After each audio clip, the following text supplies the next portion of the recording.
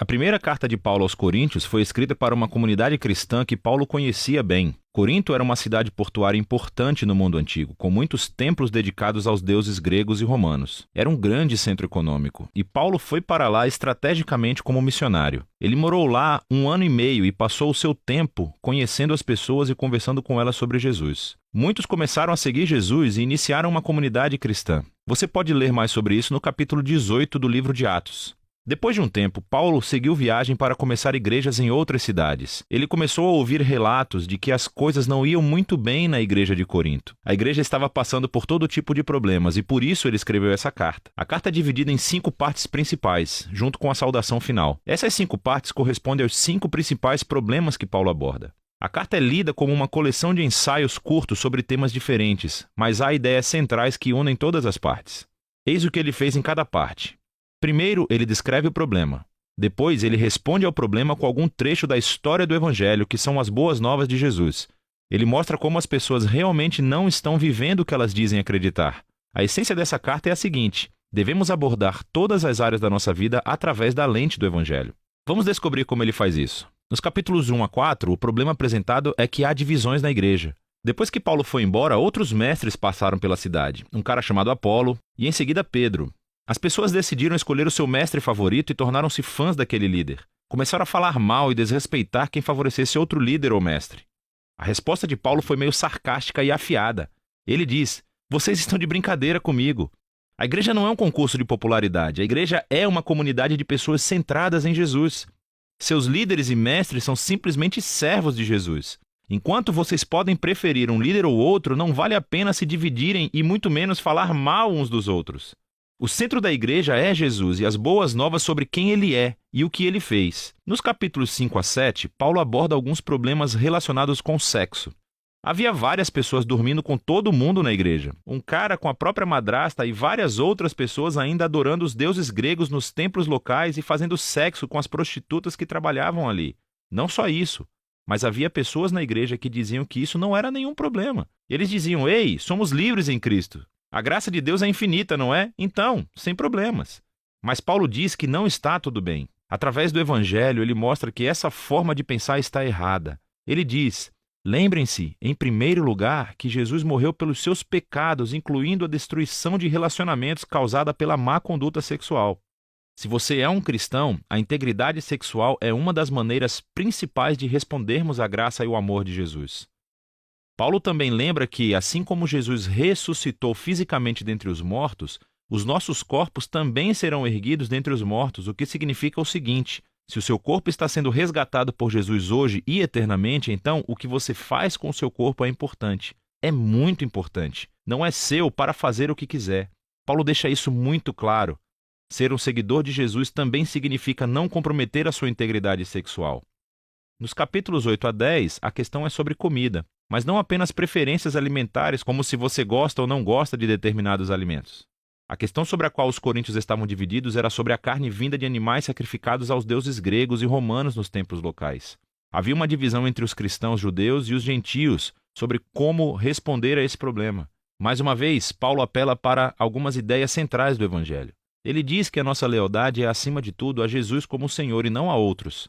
Se você estiver numa situação em que a carne foi dedicada a outro Deus, e há pessoas observando o que você faz, elas podem concluir: olha, os cristãos adoram Jesus e eles podem adorar outros deuses também. Paulo diz que nessa situação não coma a carne.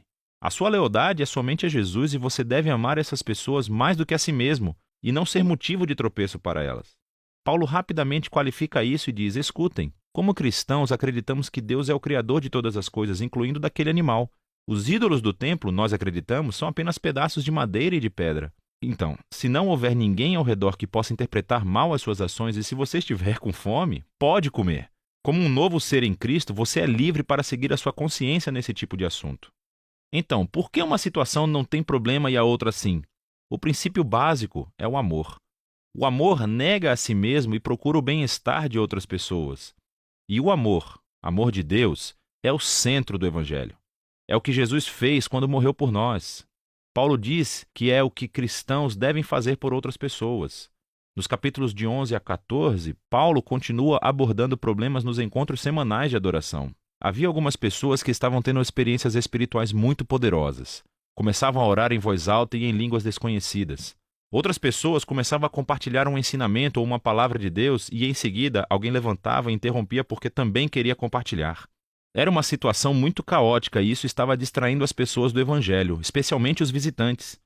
Nesses capítulos, Paulo ajuda-os a pensar, antes de tudo, no propósito desses encontros para ajudá-los a ver que tipo de comportamentos são adequados. Ele diz que o encontro semanal é um lugar onde o Espírito de Deus trabalha através de todos e isso acontece de forma unificada. Ele desenvolve uma metáfora legal sobre a igreja, como um corpo humano. É um corpo, mas tem partes diferentes. Cada parte serve um papel único e importante. Ele nomeia um monte de coisas que o Espírito faz através de todas as pessoas diferentes, tudo para a edificação da igreja. Esta é uma frase-chave desses capítulos. Paulo conclui que o maior valor dos encontros deve ser o conceito principal do Evangelho, o amor de Deus. O amor também é uma palavra-chave nesses capítulos. O amor irá obrigar cada pessoa a usar o seu dom para servir e procurar o bem-estar do outro. Paulo aplica isso aos problemas dos coríntios. Algumas pessoas pensam que o objetivo do encontro é ter experiências espirituais intensas ou é ter uma chance de falar o que vem à mente. Paulo diz: escutem, eu sou um grande fã de experiências poderosas de oração. Mas se isso distrai ou assusta outras pessoas, devo parar, porque eu estou pensando mais em mim do que no amor que tenho por essas pessoas. O encontro em torno de Jesus deve ser organizado para que todas as pessoas possam aprender, cantar, adorar e ouvir Deus falando. O último problema que Paulo aborda é a questão da ressurreição de Jesus e a esperança futura para os seus seguidores. Algumas pessoas na igreja diziam que a ideia da ressurreição é ridícula e sem importância para um cristão. Paulo reage a isso. Ele começa dizendo que a ressurreição é uma parte essencial do Evangelho. Nós acreditamos nela por causa das centenas de testemunhas oculares que viram Jesus vivo em corpo físico depois de ser publicamente executado pelos romanos. Se Jesus não ressuscitou, Paulo diz, então a sua morte não teve sentido. Estamos todos ainda perdidos no nosso pecado e egoísmo. Devíamos parar de ser cristãos. Paulo então mostra em detalhes como a ressurreição foi a vitória de Jesus sobre a morte e o mal, como é uma fonte de vida e poder para nós no presente e como é uma promessa de esperança futura para todo mundo. A ressurreição de Jesus é a razão para a nossa união. É a razão pela qual devemos manter a integridade sexual. É a fonte de poder para amar outras pessoas mais do que a nós mesmos. E, em última análise, é a nossa esperança para a vitória sobre a morte. Então Paulo conclui que acreditamos que Jesus foi ressuscitado dentre os mortos, o que significa o seguinte: o Evangelho não é somente um conselho moral ou uma receita para uma espiritualidade particular. É um anúncio sobre Jesus que cria uma realidade completamente nova. E é sobre isso que se trata 1 Coríntios, sobre a capacidade de enxergar cada parte da nossa vida através da lente desse Evangelho.